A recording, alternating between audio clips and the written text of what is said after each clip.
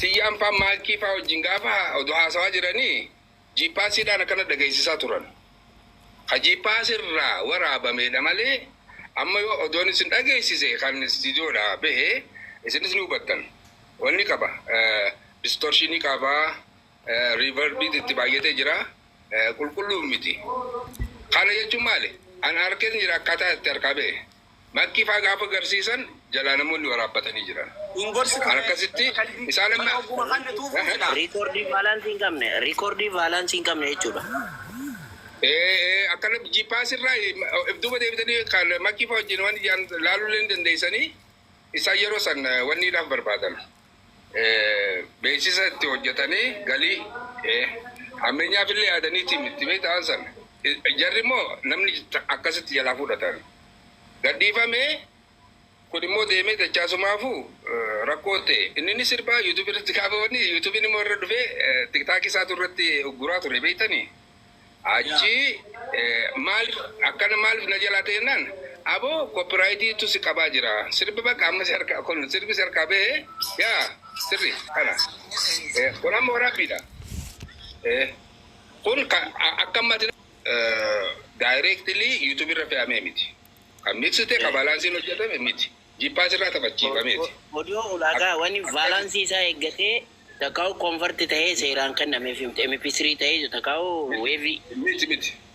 Miti. Kuni jiippaasii gaafa makkii fa'aa wajjin gargaarsa mucaa gargaarsa yaanuun sirba eegallee asiin geenye jirra. Akkanatti istiidoo ollee jaaniiti gaafa addi achi qaban waraabame. Akkas anillee gaafan dhaggeeffatu masan argama kastiidoo jiru yoo bahe akkas hin ta'u akkuma sirbii directly fe'ame qulqulluudha. Sagaleen isaa waa hundi ni dhaga'ama kun bar waa takka jeequmsa qaba. Waan qulqulluudha miti. Ta'ullee akkasitti garuu amma walumaa galatti wanni isin jechuu barbaadu dubbiin tun personal akka godhanii nama issue waan biraa personally waan namni kun qabu social media kanarratti waan akkasii haasa'umulleen sirriidhaa miti. Dhugaa namni yeroo tokko ABO qabaate namni waliif fagoo qaboo waan fagoo deemee miti. Lubbuu walirraa hin balleessine sirbi kumaatamaa jira. Dachaas ni danda'a baay'ee waan isinitti himu sagalee qofaa miti asuma taa'ee sirba 2-3 dalaga. Istiidoo asuma na bira taa'ee otoo barreessu ni beeka kana. Dachaas kompiitaraan alatti deeggarsa kompiitaraatiin alatti amma gitaaraan kan inni taphateef tokko gartanii sirba Kadir Seefaa sirba Boonsisoo fi Shaggee Dadarii kajuu. Waa takka amma sun liiviidha. Dandeettiin dachaas katti madaalamu hana wajjin gitaaraan taa'ee taphate sani dandeettiin isaa. Malee effektitti goone dillee riivarbi maal goone mimmiidheessinee egzaayitaroota maal gooneeti miti. Kanaafuu mucaan kun barreessuu danda'a, yadaleessuu danda'a, walaleessuu danda'a. Yeroo tokko qalbiin sirbootatti nama buute. Mee asumaan waa maqaa namaan dho'inu nama wayiitu sirba odoo bira taa'ee sirba jaalateedhaan. Yoo naamni kanatti hime sirba naan kan hojjetu jalaa deeme kaasee irratti hojjete. Walittootuma keenya gurguddaa kana. Eedaan wal baqatanii beektaa gaafa kana osoo yaani bakkuma nan taa'utti yeroo isaan istiidiyoo Ibrahim Sayidiin wanni kiiboordii achi saampilan taphadha.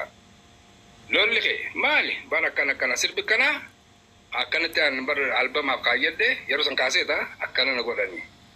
Awoga lubbuu namaatii miti. Ati boo maaliif akkas yoo naa kan jennaan kan nin jaaladde.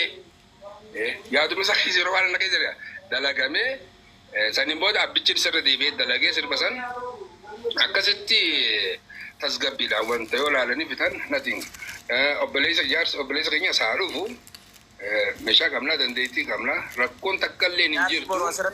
Ni hojjennaa fi uummatumatti walii farramna. Rakkoon qabu baabaa fi rakkoon qabu. Galatoomii akkasitti waadaa galuu Ibsa jaalalaa. Ibsa kiyya. Abdusalaam naa obsime waan 2 minutes. Hedduun isin jaaladha. Hundi keessan ibsa irraa eegalee, Abdusalaam irraa eegalee, Roobsan irraa eegalee, hundi wabiillee haa ta'u Faisal Capital Brothers. Nuti yoon fi wal kabanyee rabbiilleen kabajanuu kennaa imala keenya illee galmaan gaha. Tokko qooda waliif keenyee wal dandeenyee wal dhagahuun beekumsa guddaadha. Obsallee walii qabaachuun bareedaadha. Aadaa wayii abbootiin teenya nu dhaalchisanii jira. Abbootiin keenya waa hunda walii obsaniiti keessoodhaan caayaa qabnaa. Caayaa jechuun guruuppiillee haa ta'u keessoodhaan waan haasawanii jira. Dachaas baay'ee akkuma Faisal istiidiyoo dhaqee uumi ani miidiyaa irratti argee Naasiriin laayiviin beekaa jechuudha. Isteejii irratti ayyaana odaa bultuun dhaqee anaa fi Miftaa abbaa magaalaa achitti dhaynee wal garre. Rakkoma Naasir sanuu rabbiin furuu fi dhugaa ol baasa. Garuu hoggaa akkas jennu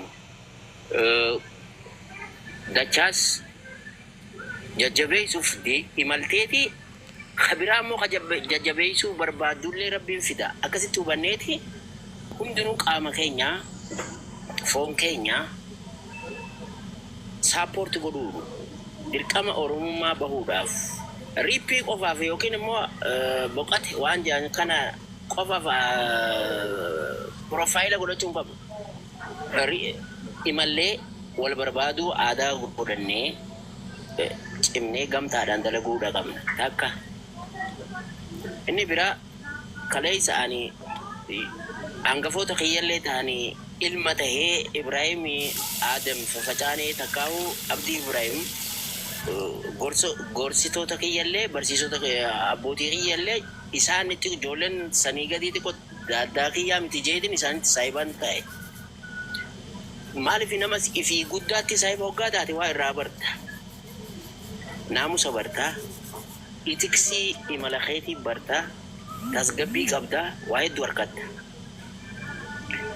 Faisal jechuun qabsaa Oromootii, wallisaa Oromootii, ogeessa kompoozar jaaniin waa'ee muuziqaa kanarratti kompoozara Oromootii nama immoo waa'ee qulqullummaan kun fira kiyyaa maalee maarri ittiin amanne 100% ittiin amana. Faisal nama akkasitti. Kana waan ta'eef nuti obsinee ibsaa kiyyaatillee galatoomi. Jarri biraa yoo dogongora raatiniin dhorkayettee gastiin una kaayetteeni. Ta'anis ilaalan osoo kadhat ati galatoomi rabbiin fayyaa fi umriillee si haa kennu. Ayilillee rabbi si haa kennu waa hunda rabbiin si haa kennu. Ani du'aayii isinii godhate qoqancaraa beeytee 40 dhiyaadhee rakkoon qabu. Kana waan ta'eef jabaadhaa waan positive energy irratti haa imallu. Kaleessa garuu mucaa iraata si affeerra jaanii fuudhanii yaamanii dachaasiin. Sababa jechuun Oromoon wal cinaa dhaabbatti hundinuu galata qabdi. Lubbuu wal balleessuu fi maqaa wal xureessuu fi beekamtii barbaadaaf yoon fi takkaa'u giiftii ammoo hin barbaadu. Jaalala keessanii hin barbaada malee giiftii hin barbaadu. Ifa manaa godhaati. Ani miskiinummaati yaan jaalala keessan yoon jaaree qofan gammada. Akkasin naa hubadhaati waan gaarii irratti irbuu qaba ilmi namaa wal jabeeffadha walaa jabeeffannu karaa dogongora irraa ogaa Qadiir wallaale isinin na gorfata nama na gorsuu hin qabu qabira irrina kiyya isintu kabar godha wallaalummaa kiyya isintu dogongoraan qabu isinin na gorsina sirreessuu danda'a akkasin naa hubadha. Kana waan ta'eef akkasitti gaa karaa abbootii teenyarraa maquu hin qabnu aadaa fi safuu cabsinee faayidaa teenya irratti hirkannee an faayidaa tiyya takkaa'u an uummata kiyya arguun gammada malee asirraa faayidaa barbaadan dhufu. Agalatoon dachaasillee wal nu barsiisa sooshaal miidiyaan eenyu adeeroo keenya Naasir duraanuu niin beeka garuu dhugaa Naasiriitti dubbachuuf sababa dachaas godhe galata qaba. Dachaas mataa isaatti. Naasir blindii ta'ee Oromoof dalage kaleessa wareegama qaalii kafalee dachaas garuu rabbi dachaasin ol baasuun naasir illee karaa bane thank you galata qaba obsinee immoo murtii guutuulleen foon keenya garuu dogongora sanirraa xiqqoof qusadhu jaan emotional taanii dogongora dalaguun hin barbaachisu tasgabbiidhaan rakkoo hawaasa ofiitii fi rakkoo aartiis ilaalaal mee adeeroo waa'ee muuziqaa isinii beekaa adeeroo gamarii jira nama biraatii jira waan tana ogummaa kanaa isinii qaba Faayisaal sii qaba je'ee dubbachuu qaba malee inni daangaa dabruu hin qabu akkasin naa hubadhaa kanaaf hedduun isin jaaladhaa yaada keessan itti fufa. Okay, galatoomne warri Abdurrahman galatuma carraa naa kennitaniif xiqqoomaan dubbadhaa ibsa akkam nagaa fayyaadha. nagaa galata rabbi mee wayiin si gaafadha waaniin si gaafadhu beeki dubartii jaalatan biratti gaafa dhiiruma darree tokko dhiira dubartii jaalatu bira yoo dubartii itti utaalte dhiira darree santu sukuffisaa beeki miila lama lafa jabeeffate dhalaa jaalatan bira beeki nama dhalaa jaalatu biratti yoo itti utaalte jabaa fedhellee yoo taate hin kuffiftu. Mucaan kun intala Sabriinaa siin jaaladha jee jira waan ta'eef bakka Sabriinaa san fiddanii achi qoratuu qabdan ture kophaatti gaaddisa qopheeffatanii qoratuu qabdan ture. Ka itti aanu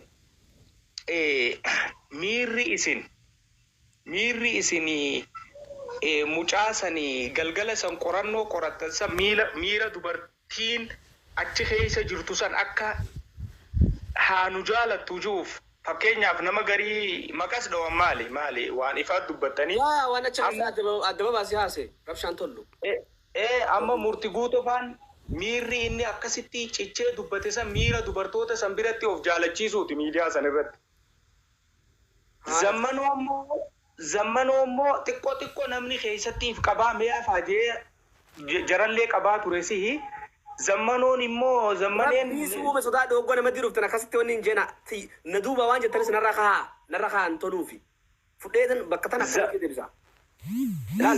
Zammanoo kana Abdurrahman waan afaantis qabara warra tiktokuni hoggaama namatti turfe hoggaama mana zamaanoo dhaqes ati bakka sanatti akkas goote warri mucaa akkas godhe ibsaa fi maarreedhaa fi maarreeja hoggas dhufe akkas jaa nattis muri abada yoo ana keessa dhugaan gasi darbe mee maalin si godha yoo gasi darbe anaa cubbanya anaa waan shira san qaba waan